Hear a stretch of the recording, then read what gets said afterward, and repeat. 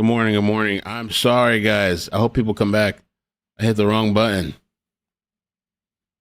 And I ended the whole. I cut off the whole power to the modem and everything. I'm sorry, but I'm back. Did you guys make it back? I'm gonna start this press conference over. It was only a few minutes in. You guys can see me, hear me. Everything's fine. Okay. I shouldn't have touched anything, yeah. All right, start this. I don't have any notifications anyway, but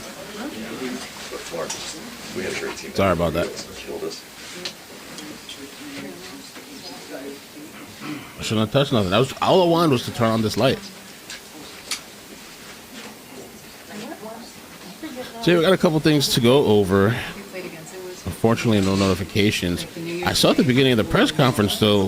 What's her name? Jean Pierre? Forgot her name. She's leading the press conference?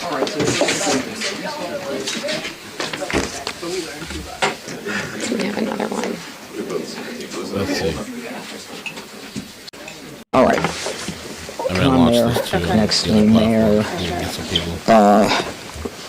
All right, Alicia, you know where to go. Where's Blanchard? There he is. Okay, good. What the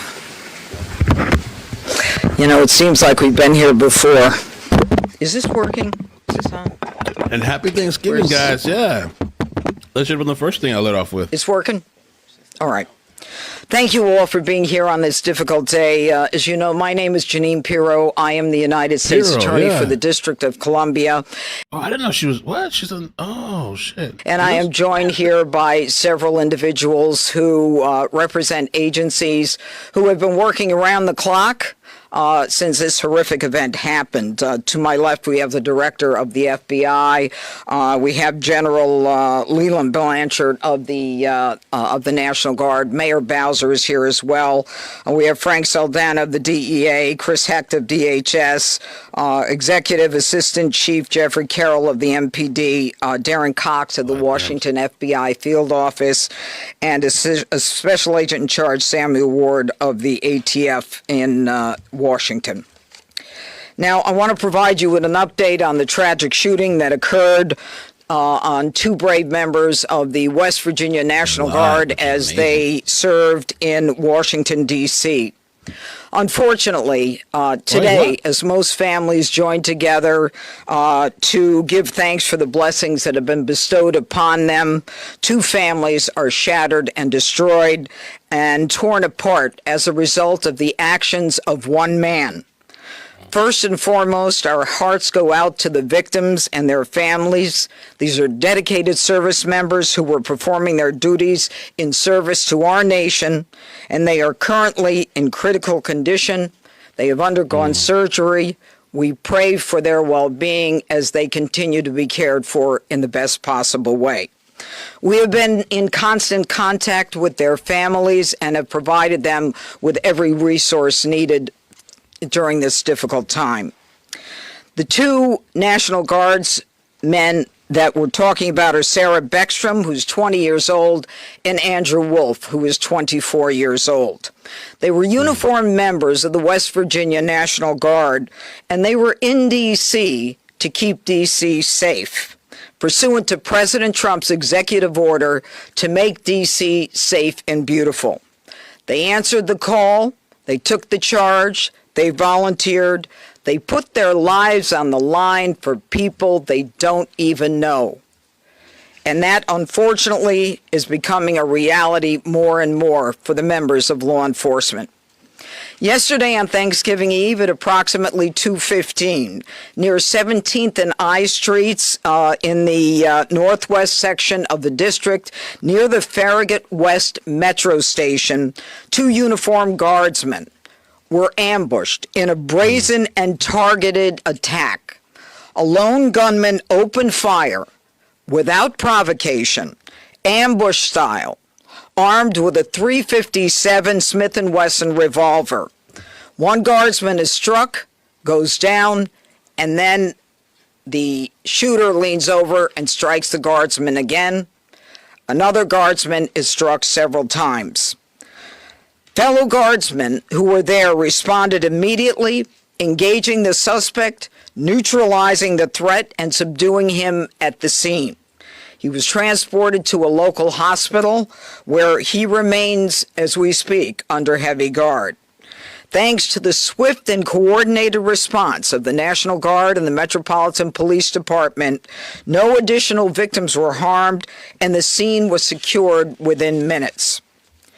The suspect, he has been identified as Rahmanullah Lakanwal, a 29-year-old Afghan who entered the United States under Biden's Operation Allies Welcome, a program following the disastrous withdrawal from Afghanistan. He resided in Bellingham, Washington with his wife and we believe 5 children. And we're working very closely with our federal partners, especially DHS and the FBI, to review his immigration history and the vetting process itself. What we know about him is that he drove his vehicle across country from the state of Washington with the intended target of coming to our nation's capital. As we stand here today, the charges that are appropriate right now are 3 counts of assault with intent to kill while armed, a violation of DC Code 22-401 and DC Code 22-4502. He will also be charged with possession of a firearm during a crime of violence. He faces 15 years under the assault with the intent to kill. We intend to continue monitoring what the charges will be, depending upon the well-being of the guardsmen. We are praying that they survive and that the highest charge will not have to be murder in the first degree. But make no mistake, if they do not, that will certainly be the charge, murder in the first degree. The Department of Justice under Attorney General Pam Bondi is committed to a thorough and an impartial investigation where we will hold this perpetrator accountable under the full weight of the law. Now, Sarah and Andrew volunteered. They came here to protect the people of the district, pursuant to a crime emergency that President Trump rightly declared in this city and in other cities across the country. Our nation's capital should not and must not be a place where evil comes to commit violence, whatever their cause or motive may be. We should not have to live in fear in the nation's capital, especially by one who came here from a foreign country. Through a process that was so absurd that he came through and released into this country, as many were, knowing virtually nothing about his vetting. This is what happens in this country when people are allowed in who are not properly vetted. These guardsmen and all who are here to protect the district are the line that separates a civilized society from a barbaric one. They are the ones who stand for law and order. This was not just an attack. It was a direct challenge to law and order in our nation's capital. And the individual will be made fully accountable. And though it seems that we have been here before, under President Trump, make no mistake, and the Attorney General, we will not allow this to be normalized. It will be confronted, condemned, and prosecuted to the full extent of the law. Now, my message to the individual who committed these acts is you picked the wrong target, the wrong city, and the wrong country, and you will be sorry for the violence and the evil that you perpetrated in our nation's capital. And now I call upon the Director of the FBI, Kash Patel. Kash Patel, man. Thanks, Judge. I'll begin my remarks and my remarks the same way, with prayer for our fallen soldiers, prayer for our law enforcement community, prayer for our National Guardsmen and women, prayer for our brave prosecutors at the Department of Justice and the offices of the D.C. United States Attorney. We must come together as a nation, especially on this Thanksgiving Day, and remember the sacrifices that so many are making around the world and around this country to secure our freedoms under President Trump's brilliant leadership and administration. I'll provide an update on the case as follows. It is an ongoing investigation of terrorism. Make no mistake about it. The FBI is leading out on this federal assault on a federal law enforcement officer investigation on many fronts. We immediately, with our law enforcement partners in the Metropolitan Police Department and the interagency, secured the scene, seized the weapon, sent in our evidence response team immediately to collect evidence, and started doing block-by-block canvasses. We are looking for and interviewing witnesses. The firearm and other materials have been sent to our Quantico laboratory already yesterday for immediate analysis. That work is ongoing. Partnering with the D.C. United States Attorney's Office, we have also executed multiple search warrants around the country to include the subject's last known residence, which is in the state of Washington. The search warrant was executed on that house last night or early this morning, and it is an ongoing process. All the individuals found in the house have been interviewed, and some interviews remain ongoing. We will not stop until we interview anyone and everyone associated with the subject, the house, and every piece of his life. There's also subject interviews, relations conducted in San Diego, pursuant to our ongoing investigation. So, as the judge noted, this is a coast-to-coast investigation being led right here in Washington, D.C., and this subject definitely did pick the wrong country. And we will rise together as a nation to show the world what we do here. And we are thankful that we have the Attorney General's brave leadership and President Trump's brave leadership and priorities to safeguard our communities. I also spoke to Director of the CIA, John Ratcliffe, last night, and Secretary of War, Pete Hegseth. There is confirmation now that the subject had a relationship in Afghanistan with partner forces. We are fully investigating that aspect of his background as well, to include any known associates that are either overseas or here in the United States of America. That is what a broad-based international terrorism investigation looks like. We will provide continuous details to the American public while at the same time not jeopardizing the ongoing prosecution to ultimately hold this perpetrator accountable in our courts of law. We will provide as much transparency as possible, but as you can see, the breadth and scope of this investigation will continue. We will continue to hit the streets and hit every town and every house and talk to every witness. The men and women of the FBI and the Metropolitan Police Department and the interagency, to include the Department of Homeland Security, DEA, and ATF, are working tirelessly on this Thanksgiving Day. And I know just by talking to the leaders behind me that instead of going on and being with their families, everyone rogered up and showed up to work today. And none of them want to go home.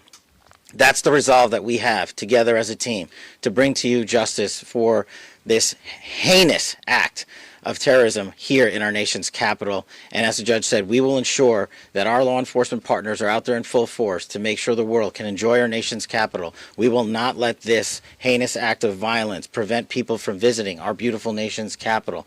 And we will also continue to highlight any evidence that we can publicly. And as the judge said, this individual is in this country for one reason and one reason alone: because of the disastrous withdrawal from the Biden administration and the failure to vet anyway, in any way, shape, or form, this individual and countless others.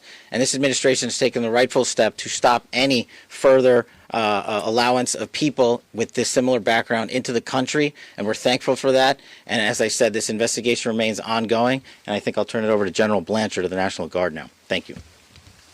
Thank you, Director.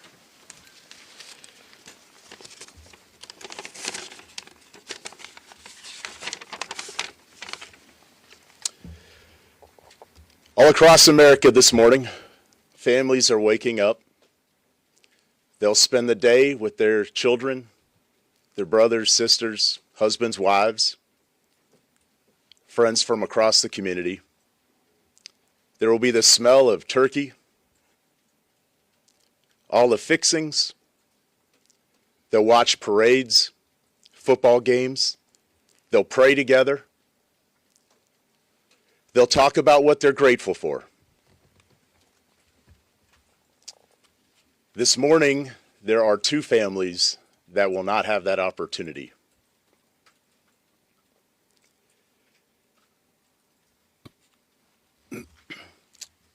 Andy and Sarah's families, they're spending the day reflecting on the past, and in the days coming, they'll reflect on and think about what could have been, what might be. Because regardless of the outcome, we know that their lives, their families' lives are all changed forever. Because one person decided to do this horrific and evil thing.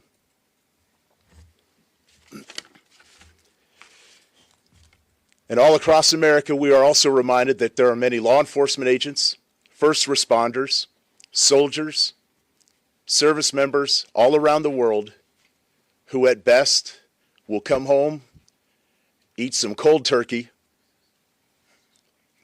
open up Tupperware, eat what's left over, because they spent the day defending the American ideals, getting out there and getting after it on every American citizen's behalf. I will say that the District of Columbia National Guard, this task force, is more committed this morning to the President's directive to make D.C. safe and beautiful. Our resolve will be tested. It is being tested, but make no mistake, each and every one of these soldiers and airmen will meet and exceed the expectation that we have for them. They are, in fact, America's best. I'm proud of each and every one of them. I pray for each and every one of them today, and in particular, for these two young service members who are willing to go above and beyond and pay whatever price our nation asks of them. I ask every American today to keep them in their thoughts and prayers as you go about your day. Thank you. Thank you, General. Mayor, where's Mayor Bowser? Yeah. Thank you, Judge. I'm Muriel Bowser. I'm the mayor of Washington, D.C., and I want to associate myself with the remarks of our Adjutant General from the D.C. National Guard. I want to be very clear what the judge and everyone has reported here. Somebody drove across the country, came to Washington, D.C. to attack America. And that person will be prosecuted to the fullest extent of the law. These young people should be at home in West Virginia with their families. ATF, anybody? DHS? Anyone? Okay.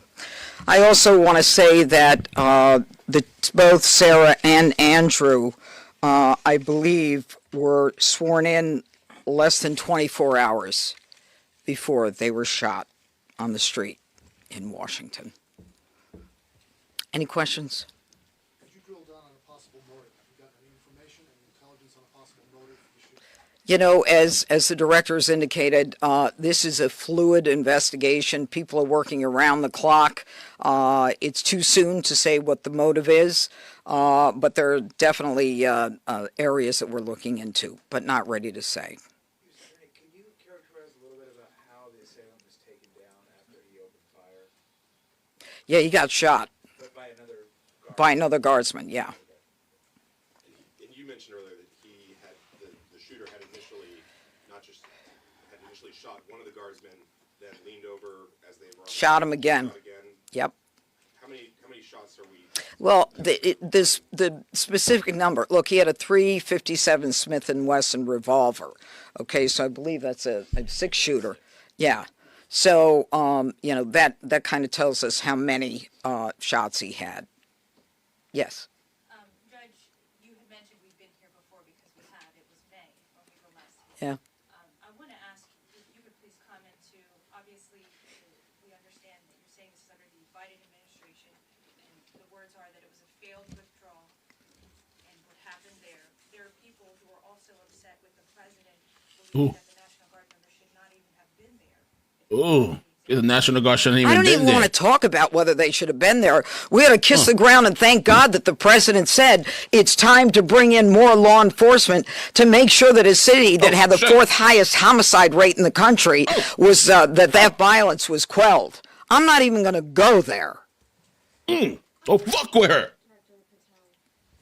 Was the Oh, shit. granted asylum, and if so, when did that happen, under which administration, and did authorities miss any signs, either in the asylum process or even back when he reportedly worked for the CIA, if you could talk about that? Well, you miss all the signs when you do absolutely zero vetting. And that's exactly what happened in this case. When you, in the prior administration, made the decision to allow thousands of people into this country without doing a single piece of background checking or vetting, that's how you miss every single sign. And Secretary Kristi Noem has put out details specifically related to your other questions, so I'll let that speak for themselves. Specificity of when he was granted, if or when he was granted asylum, if you could just clarify that timeline and... Yes, I believe Kristi Noem put that out, and that's a DHS matter, and I'll refer it to them. Could you elaborate on the investigative steps that were taken in Sure. San Diego? You mentioned Damn, playing, man. Sure. Playing. You have to ask somebody else. So what happened was, thanks to the quick investigation by the interagency and the FBI, we were able to track down his last known residence. Working with the United States Attorney's offices here and at the Department of Justice and prosecutors across the country, we were able to serve search warrants literally overnight and through the night. All night. And we were able to hit the house in Washington State. During that process, we seized numerous electronic devices to include cell phones, laptops, iPads, and other material that is being analyzed as we speak. Pursuant to that investigation and any known associates of the subject and of that house is how we ended up in San Diego, where interviews were conducted and are going to be continued to be conducted. And we will go anywhere in the country or the world where the evidence leads us. Are there accomplices, relationships in San Diego you can talk about? All of that is an ongoing investigation. Can anyone give an update as far as Sarah and Andrew, who were injured? You say critical condition. Can you give anything beyond that? Are they expected to make it? Is it touch and go? Can you tell us a little more about how they're doing? And the full spelling of their names, please.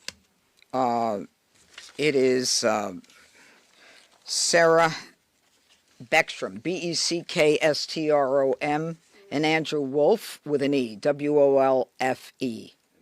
Okay, and Sarah Beckstrom. How do you spell Sarah? Oh, S with an H. Okay. Now, with respect to their medical condition, as I said, they are receiving the finest medical care.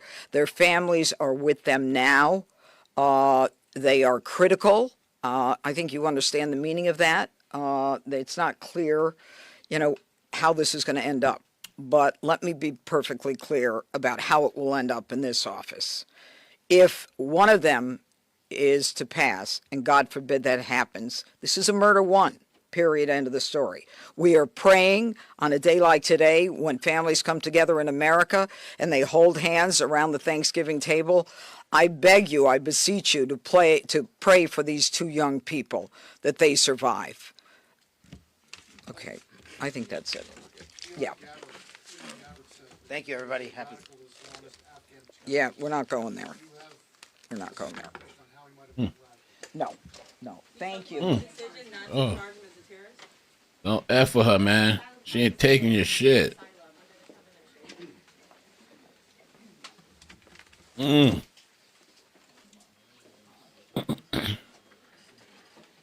So the thing that they were talking about, it was this, it's called Operation Allies. It was a welcome program that gave Afghans U.S. entry, I guess. They were saying that, they're saying it was an initiative set up by the Biden administration following the withdrawal from Afghanistan in August 2021, which was a really horrible withdrawal. Hold on one second. I'm going to get into more details. Let me just see if I find something.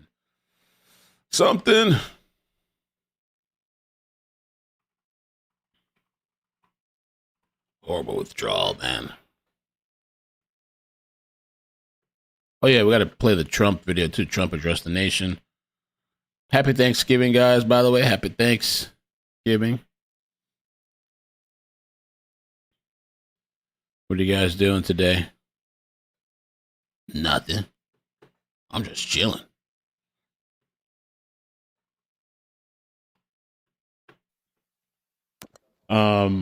Yeah, so let me get into the rest of the information about this.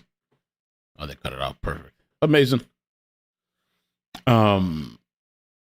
So the Homeland Security led an effort that was launched in the aftermath of the Taliban's return to power and aimed to support the resettle vulnerable Afghans, particularly those who worked along U.S. forces in Afghanistan for more than 2 decades.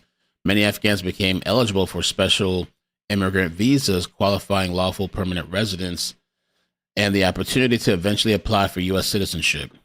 Before being admitted, all applicants underwent quote unquote rigorous screening, vetting to ensure that they were not a national security risk. The operation involved hundreds of personnel from Customs and Border Protection, Immigration and Customs Enforcement, the Transportation Security Administration, the U.S. Coast Guard, and the Secret Service, and included biometric and biographic checks. Okay. And Trump is sending more National Guard. I think he said, they said he's sending 500 more troops. Wow. 500. Let's see what Trump said over here. I think this was last night. A monstrous ambush-style attack just steps away from the White House.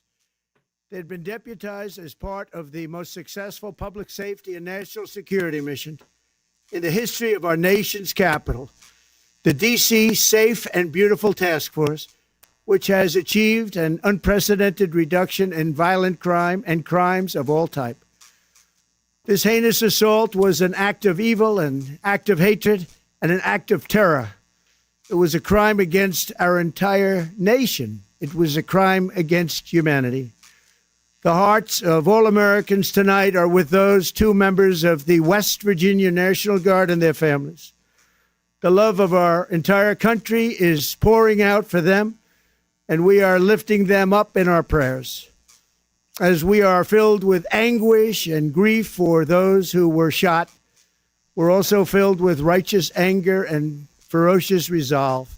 As President of the United Homeland Security is confident that the suspect in custody is a foreigner who entered our country from Afghanistan, a hellhole on earth. He was flown in by the Biden administration in September 2021 on those infamous flights that everybody was talking about. Nobody knew who was coming in. Nobody knew anything about it. His status was extended under legislation signed by President Biden, a disastrous president, the worst in the history of our country. Oh, geez. Come on, This man. attack underscores the single greatest national security threat facing our nation. The last administration let in 20 million unknown and unvetted foreigners from all over the world, from places that you don't want to even know about. No country can tolerate such a risk to our very survival. An example is Minnesota, where hundreds of thousands of Somalians are ripping off our country and ripping apart that once great state. Billions of dollars are lost, and gangs of Somalians come from a country that doesn't even have a government, no laws, no water, no military, no nothing. As their representatives in our country preach to us about our Constitution and how our country is no good. We're not going to put up with these kind of assaults on law and order by people who shouldn't even be in our country. We must now re-examine every single alien who has entered our country from Afghanistan under Biden, and we must take all necessary measures to ensure the removal of any alien from any country who does not belong here or add benefit to our country. If they can't love our country, we don't want them. America will never bend and never yield in the face of terror. And at the same time, we will not be deterred from the mission these service members were so nobly fulfilling. That is why tonight I can announce that I have directed the Department of War to mobilize an additional 500 troops to help protect our capital city. We will make America totally safe again, and we will bring the perpetrator of this barbaric attack to swift and certain justice if the bullets going in the opposite direction haven't already done that. During this time of the year, when we gather at home with loved ones, these 2 patriots were wearing the uniform of our country, patrolling the streets of our capital. They had taken a selfless oath to defend our nation against all enemies, foreign and domestic. And that is exactly what they were doing when they were gunned down in a savage attack. I want to express my extraordinary gratitude to every member of the United States military who is deployed tonight at home and abroad. I also want to thank the Secret Service and the D.C. Metropolitan Police Department for their work today. This Thanksgiving, I ask every family to say a prayer for the two great heroes who were so horribly shot and for their loved ones. Please say a prayer. May God bless them and comfort them, and may God bless and protect the United States of America. Thank you and good night. Hey, Sean Hannity here. Hey, click here to subscribe to Fox News YouTube page and catch our... So let's talk a little bit. Let me play the clip here. There was this really long, kind of a long article, I don't know, about the CIA, but there's also a video, which I like. But they're saying that... where's this at here? Here it is, my bad. CIA, the head of CIA, has sensationally revealed that the suspected shooter previously worked with the agency in Afghanistan. The CIA director revealed Lakanwal had direct links to the agency from his work alongside U.S. Special Forces in Afghanistan before the disastrous withdrawal.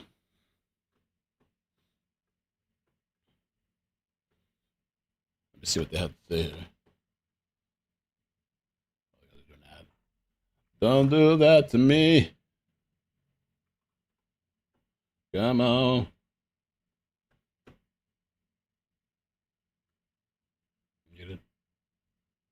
I don't think it's an overstatement to say that every single one of those National Guard troops walking around the city of Washington, D.C., right this second or at 9 o'clock this morning, have actually saved the lives of American citizens in that city. It's not an overstatement. We had a hearing in the Oversight Committee a couple of months ago, and the mayor of Washington, D.C. said on the record that since the National Guard was deployed by President Trump, crime has dropped 40% in the nation's capital. 40%. Washington, D.C. has not been a safe city for quite some time. When the president was running for office, he said that he was going to make the nation's capital safe again. He deployed the National Guard. Crime plummeted in Washington, D.C. It has been working. But in spite of that fact, you have Democrat officials who have been whining and crying on TV and at any microphone open saying that it was wrong to deploy the Guard. The president is well within his rights to deploy the National Guard because Washington, D.C. is a federal enclave. It is the purview of... I thought that was going to be about the CIA stuff. We're going to play that clip, but they're saying a close relative was blindsided by Wednesday's allegations, telling NBC that Lakanwal worked alongside the U.S. Special Forces while serving in the Afghan army for 10 years. Wow. How could he do that? Why would he come here and do that? And try to kill the National Guard? The relative said Lakanwal has a wife and 5 sons. Damn, bro. And that he was even injured while supporting the U.S. soldiers. Maybe he feels betrayed. Maybe he snapped. We were the ones that were targeted by the Taliban in Afghanistan. What happened? How did the family not know this guy? Maybe they knew he's a psycho and they, I don't know, maybe they were just afraid of him. Oh, I got to show you this too real quick. I guess this is like his badge or something. Get a better. What's that shit? Kandahar Strike Force, QSF. Damn, look at him. Lakanwal, 29 years old, who shot the 2 National Guard members, is now confirmed to be a former member of Afghanistan's most elite U.S. trained forces, which, you know, they were doing that. It's not a secret, but Lakanwal wasn't just any soldier. He served in the Afghan National Army Commando Corps, an elite unit that fought shoulder to shoulder with U.S. Special Forces in some of the most brutal battles against the Taliban. Fox News reports that he was also part of the CIA-backed Kandahar Strike Force, a black ops unit that operated outside of official military channels, conducting targeted assassinations, night raids, and covert counter-terrorism missions.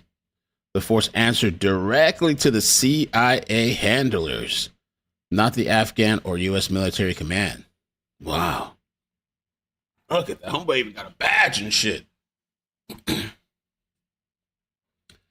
Damn. Yeah, what happened? Did they flip the switch on his ass? How all of a sudden, after all this time, he goes and does this attack? Of the federal government, not just a city, not just some state. So the Guard was deployed. Crime has come down drastically. They should be applauded for the work that they've been doing. And now we have 2 of our National Guardsmen in the hospital fighting for their lives. The Democrats need to do an about face on this. They need to acknowledge the fact that Donald Trump was right, but bigger than that the National Guard has been a help to securing the nation's capital for everybody. And, you know, when we have these big debates about these literally sitting senators sitting around talking about how the orders, maybe their orders, they might think, to be deployed are somehow illegal and that they are allowed to disobey them, I always think about what those young men and women who are serving in uniform must be thinking about all of this as they try to carry out their job, that maybe what they're doing is illegal, maybe they should be disobeying their orders, and now they're getting shot at. What must be going through their minds?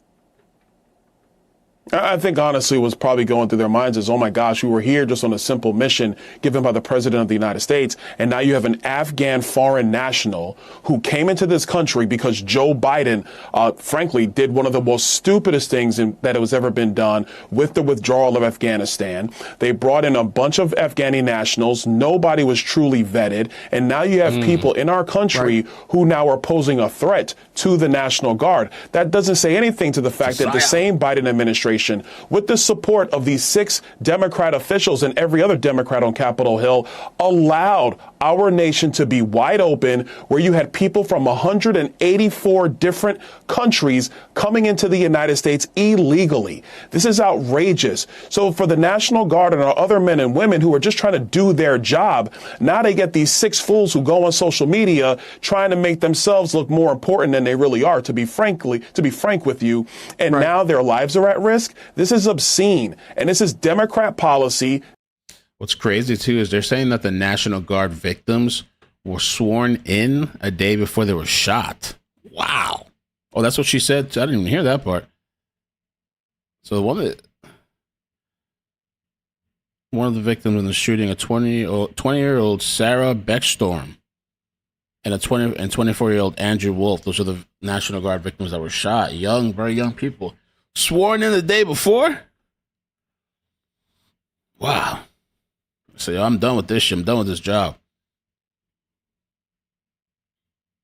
So he hasn't been charged with murder, obviously, because these people are alive, and I hope they make it through. But what is he being charged with that you mentioned? It said here, will be charged with 3 counts of assault with intent to kill while armed and possession of a firearm during a crime of violence. He faces 15 years under the assault with intent to kill charge. Okay. Damn, bro. Homeboy over here looking greasy. Take a look at this. Is the first time I saw this picture. Is this him right here? Oh, I guess he looks more normal in this picture, maybe, compared to the other one. We got them SSRI. Well, here it doesn't really have the SSRIs, as they say. I don't know.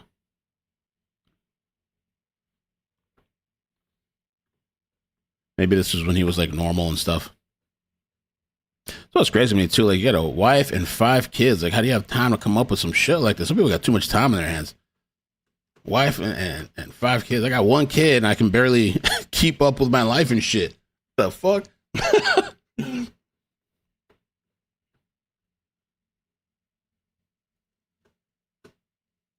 Democrat power politics that is not securing the homeland, not making sure our people are safe, and not valuing the men and women who put the uniform on every single day to protect this nation.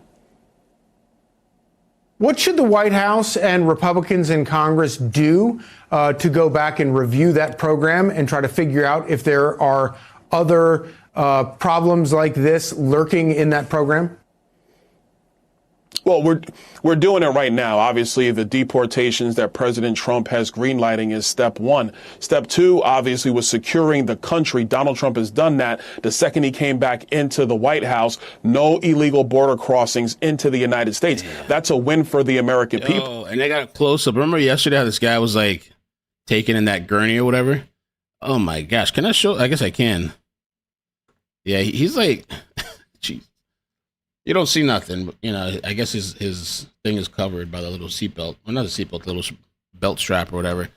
What the hell? How did this guy end up naked? What was his plan? Why was he naked? That's what I want to know, too. So he ambushes this National Guard, shoots one guy straight in the head. I don't know if it was the female or the male that was shot in the head, but how did he come to this point where he's like naked, butt naked? Jeez. To go back and review that program and try to figure out if there are other problems like this lurking in that program? Well, we're doing it right now. Obviously, the deportations that President Trump has greenlighting is step one. Step two, obviously, was securing the country. Donald Trump has done that. The second he came back into the White House, no illegal border crossings into the United States. That's a win for the American people. To my colleagues on Capitol Hill, it is time to reopen the investigations into the Afghanistan withdrawal and the lack of vetting of who came into this country. And every one of those people need to go somewhere. They don't need to be in the United States. If it's going back to Afghanistan, so be it. But now that we have two of our men and two of our soldiers in the hospital fighting for their lives, I mean, enough is enough. Island said he was shot multiple times as well, which is why he was probably naked.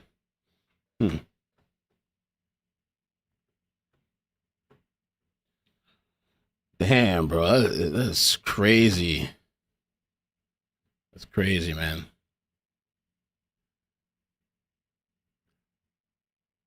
Let's see what else they have on this guy. So they got his pictures. Some of his history has come out. CIA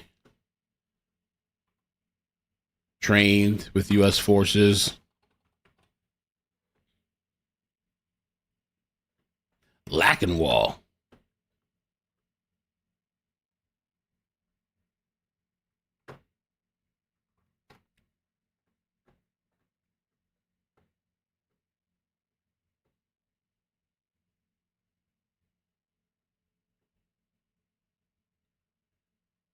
Oh, shoot. I want to see that right there.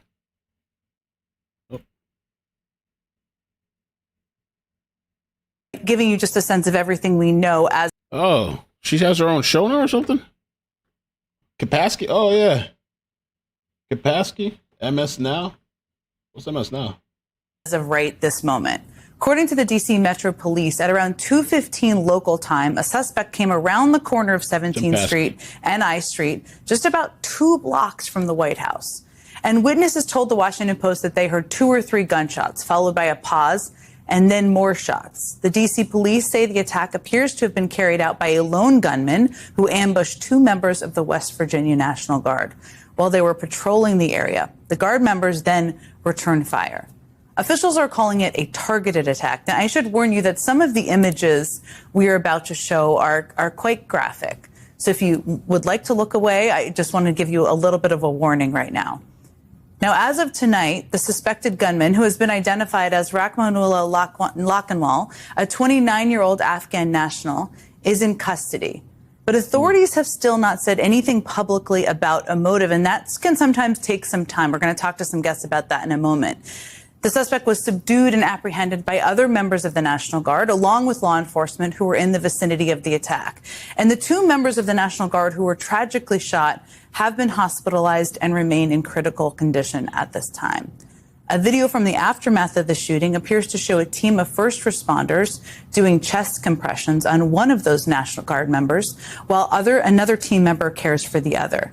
And just to show you just how close this shooting was to the heart of D.C., again, just blocks from the White House, one of those National Guard members was taken in an ambulance and transported to the National Mall, where they were then medevaced to a trauma center. All of this unfolded so close to the White House that it briefly placed a lockdown on the whole area, along with the Treasury Department next door. President Trump was not at the White House at the time, having left D.C. Last night, actually, to spend the Thanksgiving holiday. Pasky. And I know that there are some people. Let's see what here. This is Alex. I was kind of curious what Alex Jones. DC National Guard. Watch this press conference. To those, and any. Hey, let me see. I want to see what else this guy said. Oh, there's more pictures of this guy.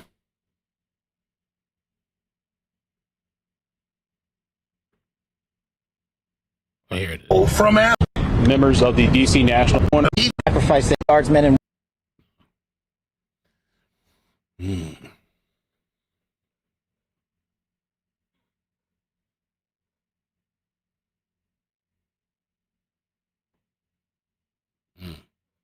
All right, here we go. That's what I wanted to see. Good morning, guys. Happy Thanksgiving. 2 weeks ago, on my syndicated broadcast, General Flynn, the former head of the Defense Intelligence Agency, predicted that in the coming months, or even weeks, the deep state CIA elements allied with the Democratic Party, with Communist China, Venezuela, and others, would begin triggering sleeper cells inside the United States, particularly Islamic. I'll post the interview below. He was on my broadcast yesterday and pointed out that all the evidence is clear. We've also had whistleblowers that have talked to Jesse Waters and others at Fox from inside the CIA, that this whole program with the seditious six and the script they admit they were given, Brennan's the handler, former head of the CIA, from my analysis. This whole operation they've been running of saying, implying Trump's putting out illegal orders, is ahead of major events to destabilize the United States with different paramilitary forces. And then when Trump tries to call it the military, the corporate media would already pre-planted the idea that his orders are illegal. This is sedition. This is the prep phase for a violent coup. And I've been predicting it along with General Flynn as well. This is a very, very serious time right now. And now we know, as you see below, this has been released by... Thank you for the 5. Andreas Northam says, besides the additional 500 National Guard troops, what do you think the other outcomes of this event will be? Anything passing Congress? I doubt anything will get passed in Congress. They move slower than my Comcast. Putting 500 of our military who should not be on U.S. soil for this matter will not help. The current administration needs to get trained police to guard those streets, not National Guard. I don't know. Well, the National Guard and ICE, I feel like they're kind of like sitting ducks. Sometimes there's people are stalking, ambushing, them, following them, tracking them. You know? Yeah, Director Ratcliffe, Laura Logan, has posted the information, and she's got incredible intel connections. I'll just leave it at that. That this guy was part of a CIA strike force. That's what his ID says, in Afghanistan. And of course, her husband's been deployed over there for forever and was a leading commander, and is also a very good source of information on that front. So this is a major message to Trump. This is a probe. This was just literally hundreds of feet away from the fence at the White House. And there's going to be more of this. So people better get ready. It's very, very, very, very, very serious. And we had those those ICE agents that were attacked from the roof. Was it in New York that happened? Or I forgot where that happened, where ICE was attacked, from, it was from rooftop. Of course, Biden brought hundreds of thousands of these people into the country, and they need to be deported. The media trying to spin it now because the Trump administration approved one level of his asylum last year. The But that's just because that's part of the larger process that Biden set up. And now those policies need to be reversed, and they need to go in and kick out all of these paramilitary Afghans, even if they, quote, work for the CIA. But this guy clearly is working for these very elements. Remember, John Brennan is a Muslim and a communist. He brags about it. People always are blown away by that. I mean, look it up. He brags about it in Arabic. And they're working with these different terror networks, and they use them as a covert army. And they're gearing up the drug cartels and others to wreak havoc in this nation. General Flynn didn't just predict that. He has sources that give him the chatter, and the information is being picked up, and I'm getting that from other law enforcement intelligence sources. Cartel's pissed off. Trump's messing with their money. Cartel is not happy at all, man. Let me show you the National Guard, the 2 National Guard people that were shot. So the names are, again, it's Andrew Wolf and Sandra Backstorm, 24 and 20 years old. And as we talked about earlier, he was brought to the United States in 2021 as this for Joe Biden's Operation Allies Welcome when he withdrew from Afghanistan. And then they're saying he used a 357 revolver. This is Andrew here.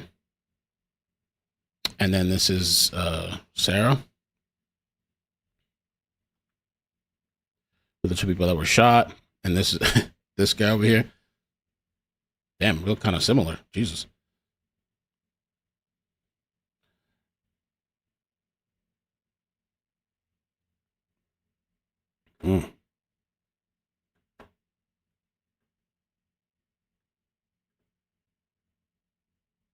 Oh, there was another thing I wanted to look at. Then I kind of lost my something about asylum or something. There's something else I wanted to see.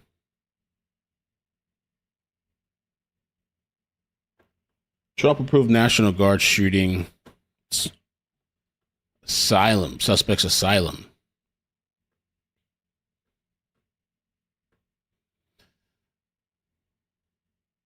Oh, shit. They're flipping it on him. Oh, hell no. The Afghan man alleged to have shot the 2 National Guard near the White House had his asylum approved by the Trump administration earlier this year. Oh. Damn. The suspect had been identified by multiple law enforcement as Lakanwal. According to CNN, fingerprints matched a man of that who fled from the U.S. during the Taliban takeover. Okay. And he had applied for asylum in 2024, and it was granted in April 2025 by the Trump administration. Oh, shit. Oh, shit.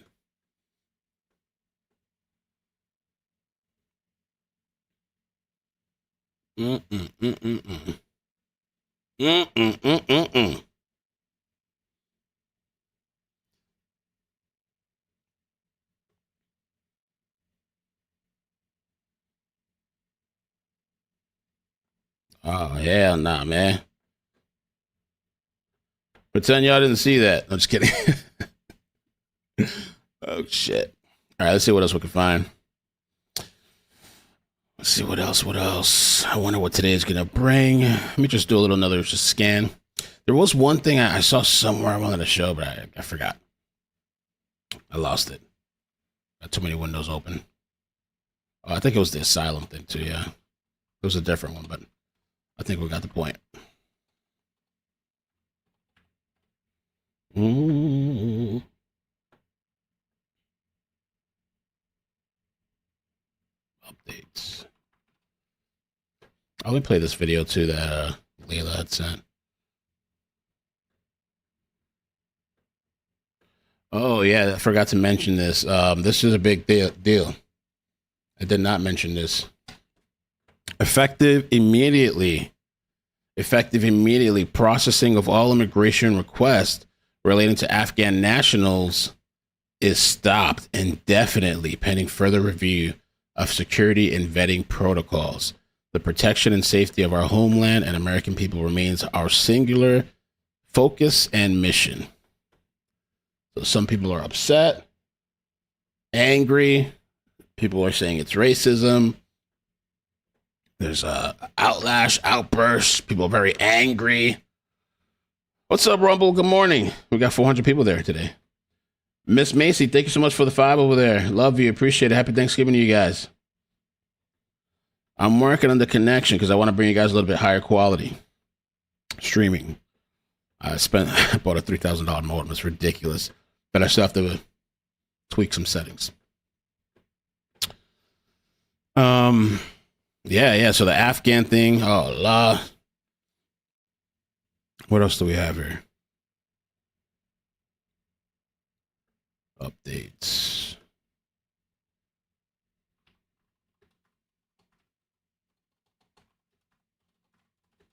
I usually like to check out here what they have. Oh, there's an update.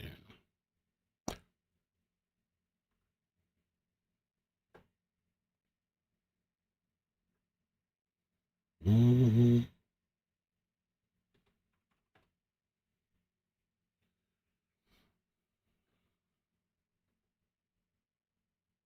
What are they doing here? That might be it. Suicide mission. Oh, let's check this out. I'm curious what they have to say. Suicide mission.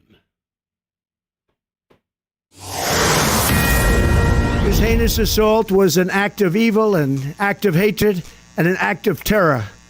It was a crime against our entire nation. It was a crime against.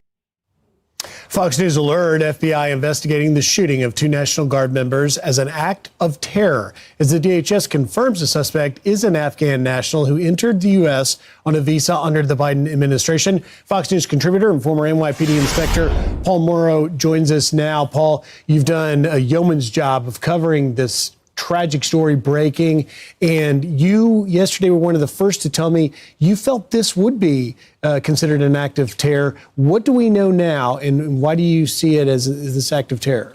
Well, first of all, the way the fact pattern played out, right? So he comes around the corner. There's a whole group of National Guardsmen. He starts firing into a group, right? That argues it's likely a suicide mission. You get a suicide mission, you start thinking that, okay, we likely have an ideological purpose here. So just under those facts, and you're starting to get into a political ideological purpose, you start to get into the terrorism realm. Then you have the fact that it's happening on federal territory. All of Washington is federal territory. That gives you federal jurisdiction. Now pretty much all you need is the fact that he did it for an ideological purpose. And remember something, the people he shot are also federal employees. As federal agents of the federal government, it brings you under that rubric of a federal charge. So when this all washes out, assuming it's just him, he's either going to have a terrorism charge or an attempted murder charge with a terrorism enhancement. Either way, the T word's going to be there. So this 29-year-old was brought over under the Operation Allies Welcome, of which some 90,000 came under that in the wake of the disastrous withdrawal from Afghanistan. What else have we learned about him? Fox talked to the CIA director, John Ratcliffe, saying that he may have been part of working with the CIA operation.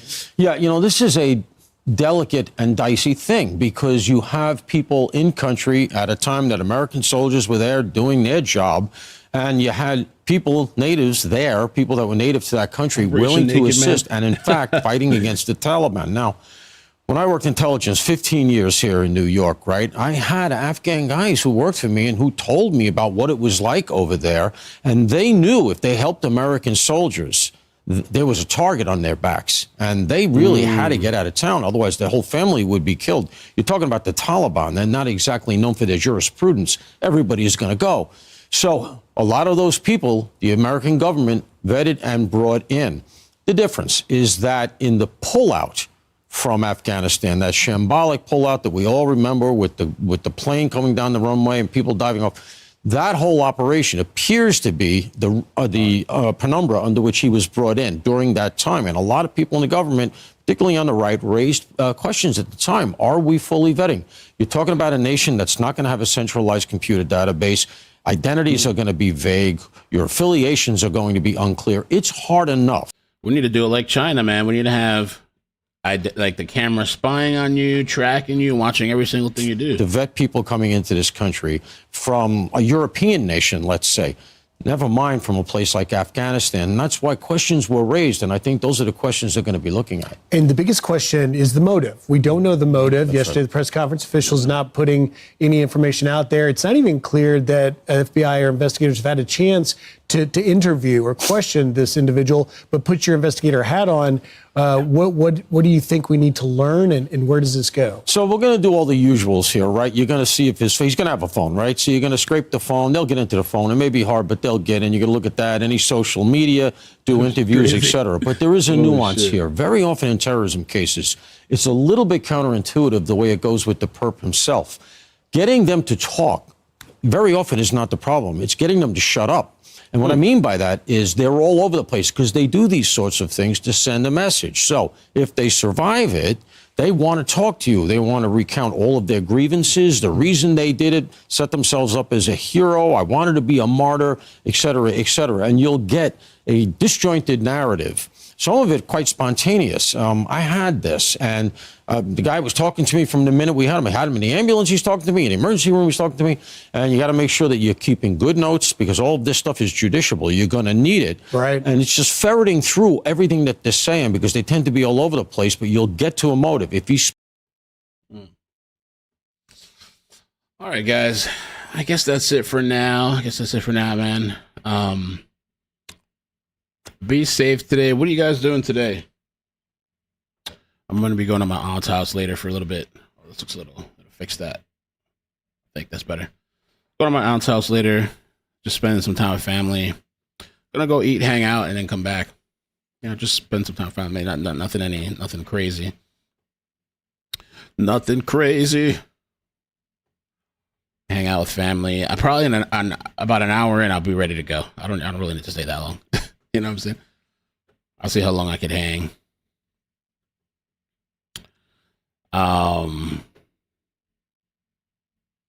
Female National Guard member who was shot in D.C. volunteered specifically to serve in Washington, D.C. on Thanksgiving. Damn. Pam Bondi. People love Pam Bondi. Let's play a little Nick Fuentes. I'm afraid to play him. You know what? We should end with a bang. I was scrolling and I see this video about Nick Fuentes. What y'all doing today? Watching football? Somebody said smoking, drinking, fucking, sucking. No, I'm kidding. That's a Scarface reference. Look at you. You got a bag for a belly. Look at you, huh? What do we become? You're they're sagging.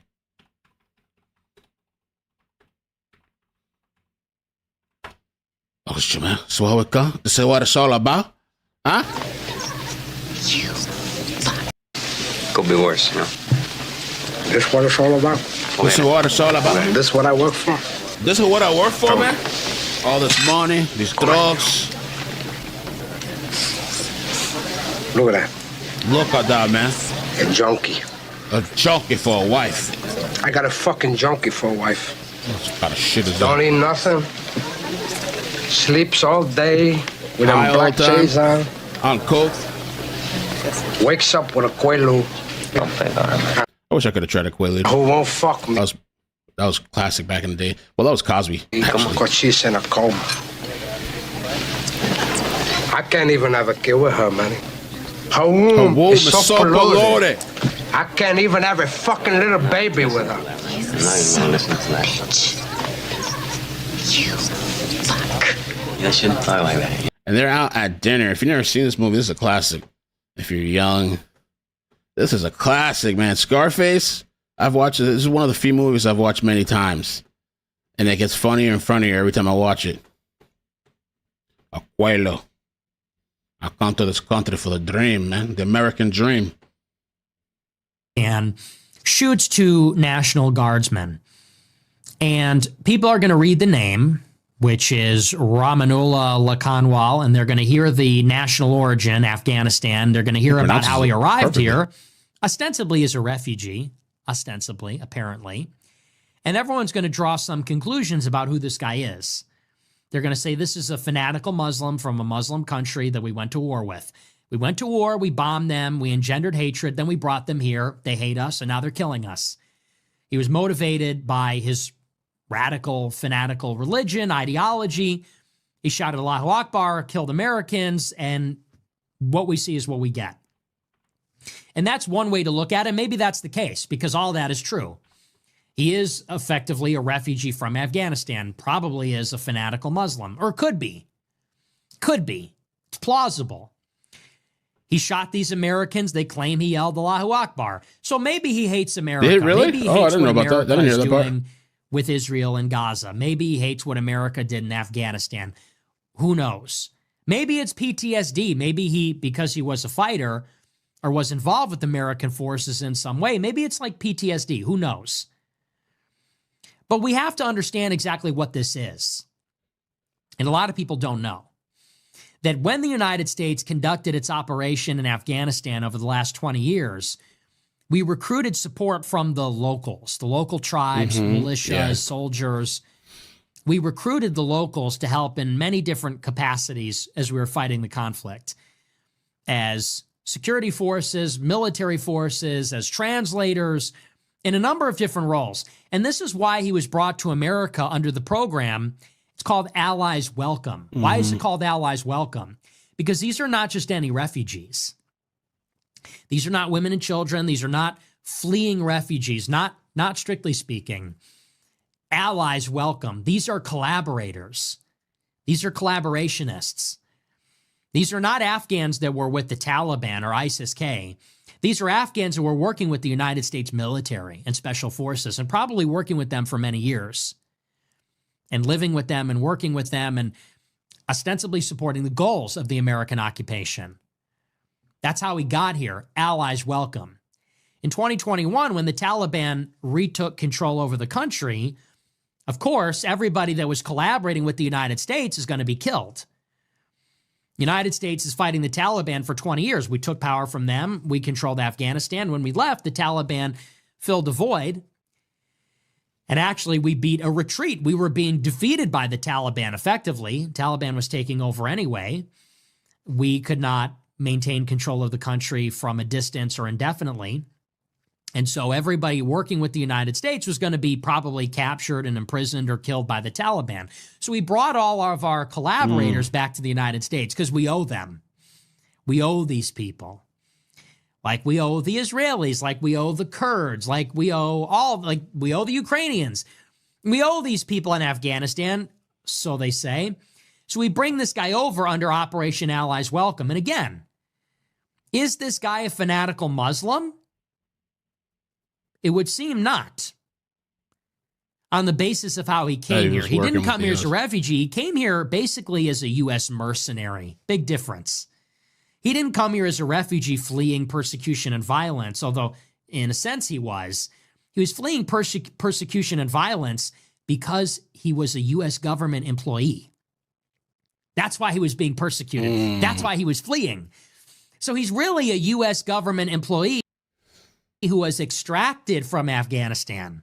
He would continue living in Afghanistan if a friendly government remained. If we remained, he would still be there. He was extracted from Afghanistan by his patron that he was a client for, by his boss, the United States. That's how he came here. Not an ordinary refugee, not part of mass migration or anything like that. And so this changes how we look at the attack. Was this guy some Muslim extremist? Well, it would seem that would be unlikely because there are many Muslim extremists in Afghanistan. You've got ISIS-K, the Khorasan group. You've got the Taliban. You got the Pakistani and the Afghan Taliban. You've got Balochistan and the separatists over there. You've got a lot of sectarian violence. You've got a lot of ethnic, tribal, religious violence in this region. Afghanistan is really not a real country. It's a hodgepodge of a bunch of different tribes and ethnicities. You've got Turks, you've got Pashtun, you've got a lot of different kinds of people living there. And so it would seem that if this guy was working with the United States, probably he was not a fanatic. Probably he was not a radical Muslim, a Taliban supporter, an ISIS supporter, because he would have been working with the enemy of those groups. He's a U.S. mercenary. So who is this guy really? The family says they're surprised because they said he loved the United States. Yeah. So is this a Muslim refugee that killed Americans for Islamism? Or is this a former U.S. service member who went off for some reason? And it raises some questions. Understanding this, you might wonder, so this is not, Rahmanullah, the Taliban member. This is Rahmanullah, the government employee. What did they do to this guy? Who is this guy? It begs the question, did they put him up to this? Oh, shit. If he was being handled by the U.S. military, what is their responsibility in all this? Because you do hear about false flags and you do hear about these kinds of things. And right now, it is true that there's a lot of chaos and violence in the Middle East. It's also true that Israel and the United States have far-reaching geopolitical ambitions there. Israel wants territory in a number of countries. They want Gaza and the West Bank to be absorbed. They want South Lebanon. They want South Syria. They want regime change in Iran. They want. So they're saying, I don't know if you guys remember me I played this a while back. I don't, remember Don Lemon? He apparently had told people to buy guns, fight back against the federal government. And they're saying now, supposedly it's trending again. He did like a call to arms. Let me see what he said. I forgot what he said. Black people, brown people of all stripes, whether you're an Indian American or a Mexican American or whoever you are, go out in your place where you live and get a gun legally, get a license to carry legally. Because when you have people knocking on your door and taking you away without due process as a citizen, isn't that what the Second Amendment was written for? Black people, brown people of all stripes, whether you're an Indian. He did. Call to arms. Oh, JLP's live this morning. JLP. TheMan.com for an autographed copy or call 800-411-BOND. Oh, there was there something? Yeah, there's something I kind of wanted to play. Do you guys does politics come up on Thanksgiving for you guys, like at the dinner table and stuff? Do you guys even talk politics with family, or you just avoid it? I used to talk it. I just avoid it. I don't like to say shit anymore. I don't want to hear about it. I just want to eat my food and go. I don't bring it up anymore. They all know, though. They all know. So, you're heading home for Thanksgiving, but your family supports Trump. Not good. You're probably wondering, how can I show them I'm a good, tolerant person, and they're all terrible, intolerant people? And how can I find common ground with these rednecks who are literally Hitler?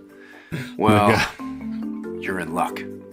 Because I, too, am a good person who likes to share my superiority with those around me. Today, we're going to show you how to talk about Trump with your racist uncle this Thanksgiving. First, try slowly and articulately explaining to him how he is a racist, a bigot, a Nazi, and just an overall garbage person. You can even use simple visual aids if you want to. Next, you can help educate your backward, bigoted family members by handing out copies of Robin DiAngelo's White Fragility. This thoughtful holiday gift will endear them to you and open up the door for more conversation later. Now, sometimes your family might disagree with you and attempt to use far-right tactics, such as facts and logic. Counter this with a powerful haka dance. Fourth, you can easily get through to these MAGA bigots, or maggots for short, by reenacting the entirety of Hamilton. Let it never be said that you threw away your shot. Here's a good one. When your arguments just aren't getting through to them, try screaming at the sky. Simple, but effective. Tip number 6. When you're encountering opinions you disagree with, just run away to a secure location. You might call it a space that is safe. If someone follows you there, then go somewhere else, and so on and so on. And finally, and perhaps most effectively, just start a good food fight. my God. Yeah, I don't bring it up anymore. I mean, back in the day when Trump was first elected, it was a hot topic. It was all crazy. I remember at the dinner table too, when I told my family who I voted for, like they went, "Oh my!" Everybody stopped. Everybody was staring at me, all this kind of shit. But now I don't even bring it up. I don't think they bring it up really either. I just don't want. I'm not interested in like all this arguing and shit. I just want to eat, relax, have a good time, and get out.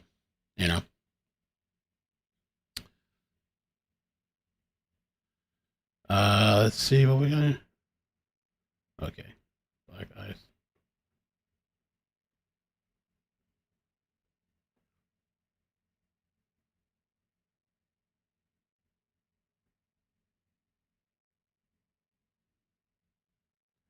I wonder if let's see what this is around. What is this too? I have two Instagram things. I could play 3 things and then we'll head out. Just want to leave it on a little bit of a funny kind of note. Black ice. That's what this is. Can I help you, officer? Yeah, we got a call about black people on the premises. You are aware since the executive order, it's illegal. Illegal. I know. Mind if I look around? Be my guest. All right, well, I'm good. What kind of things are you looking for? Bonnets, do-rags, oh my God, barbecue potato chips. Wait, what's this? A washcloth? That's for the sink. I clean myself with soap. And my hand. Oh, good. Me too. There's a lot of lotion in there. You were saying? Bacon grease in a cup. This is so stupid. Spices? Damn it. Those were there when I moved in. I swear, I'll only use salt and pepper. Well, it looks like everything's good here. Oh, good. I don't see any reason why.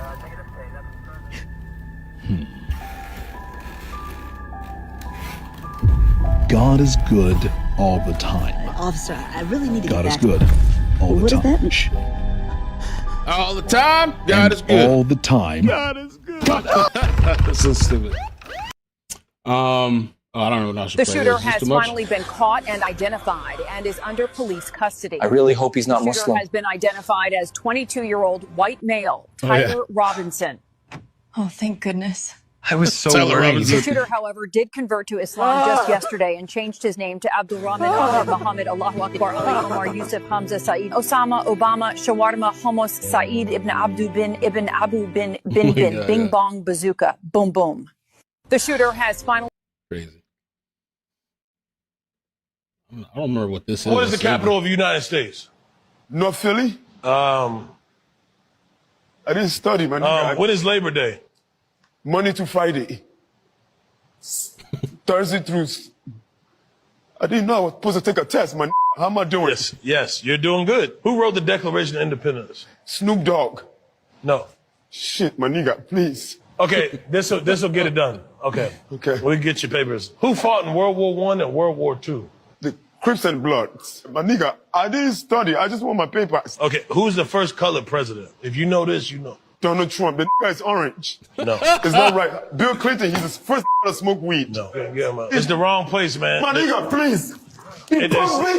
What is the capital of the United States? Liberal haunted house. Energy. I'm literally white, but I'm going as an Indian this year. Yeah. When you finally open up to a woman, mistake. I don't know why you keep everything inside. You know I'm here for you, right? Mistake. It's just like I'm a man, and I'm supposed to be strong. You are strong, and sharing your thoughts and worries with me won't take that away. Are you sure? Of course, I'm all ears. Alright, so it all started when I was a kid. My favorite pet cat swallowed a rock. Wow. That was my favorite pet rock. This nigga's gay. I don't know why you keep everything inside. You know I'm. Oh shit.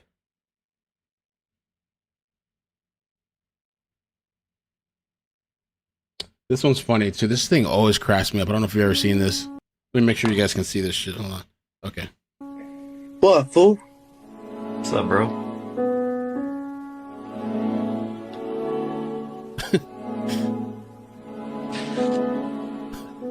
What the fuck? What? I ain't saying that. don't remember what this is. Look, oral sex. Look. Oh, shit. You oral sex. Use oral sex. Let that sperm of that man out. Out, you demon. Out. Let go. Delivered me 2 Sundays back, then a demon came with his penis and put it in my mouth. And then he came again and he slept with me last week, and I told the pastor that I need deliverance again, and since then my private part has been itching me. It's been itching? Yes. Okay. Who are you? Who are you? Who are you? Who are you? Speak. Who are you? Who are you? Look at that demon. Look at that demon. Look at that demon. Look at that demon. Look at that demon. Look at that demon. Who are you? Who are you? The fuck? This is crazy, dude. Speak out. She needs antibiotics, not holy water.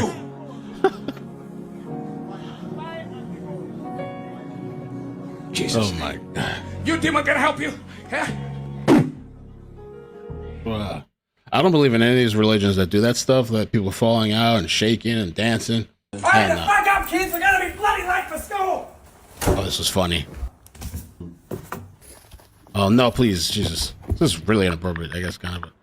But this is kind of funny, though. The Bluetooth connection. You ever had your Bluetooth connection to the car?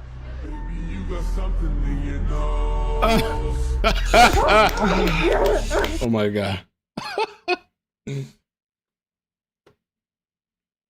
All right, I guess that's it.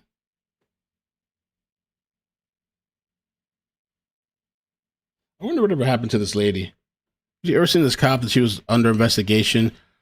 She says she was vowing to give everybody a ticket because she didn't get any sex. A Precinct 5 constable deputy under an internal investigation after posting a TikTok that went viral. In this video, she suggests since she didn't get what she wanted the night before, everyone is getting a ticket. Viral video that has since been deleted. We see a Precinct 5 constable deputy joining on a TikTok trend and having some fun, but that could cause her to lose her job. Don't stop yet, get it. They didn't get cracked last night, so everyone is getting a ticket. But a bunch of guys, and the thing is, like, I could help you out. I'll get you a ticket. I mean, I'll take it. Shit. My God. What the hell's going on here? All right, pimps. I'm out of here. This was funny, too. I already played this before. The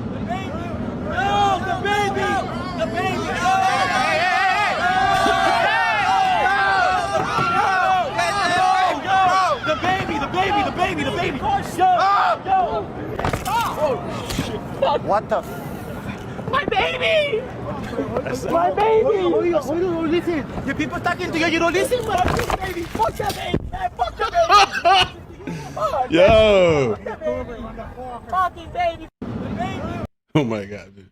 Here's how you make my super easy 2-ingredient, low-calorie, no bake, no refrigerate, no flour, no sugar, no gluten, no egg, no carb, no fat, no woman, no cry, no beans, no greens, no potatoes, no tomatoes. Oh, shit. Oh, that's dope. Whatever. All right, guys.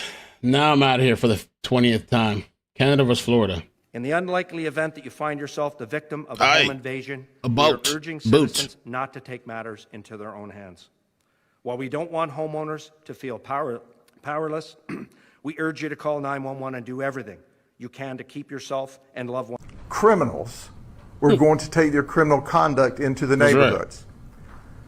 I would tell them, if you value your life, you probably shouldn't do that in Polk County, because the people of Polk County like guns. They have guns. I encourage them to own guns. Oh, shit. And they're going to be in their homes tonight with their guns loaded.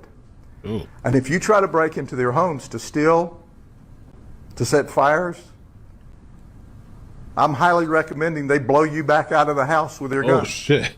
Wow. In the Wow. All right. I'm going to get out now, I guess. So, yeah, I hope you guys have a good day. Be safe. Take it easy if you're drinking or doing whatever. I will be around later. I'm going to spend some time with family in the afternoon. And I'll be back at the house. All right. But, happy Thanksgiving. Appreciate you guys. Appreciate the support. Be safe.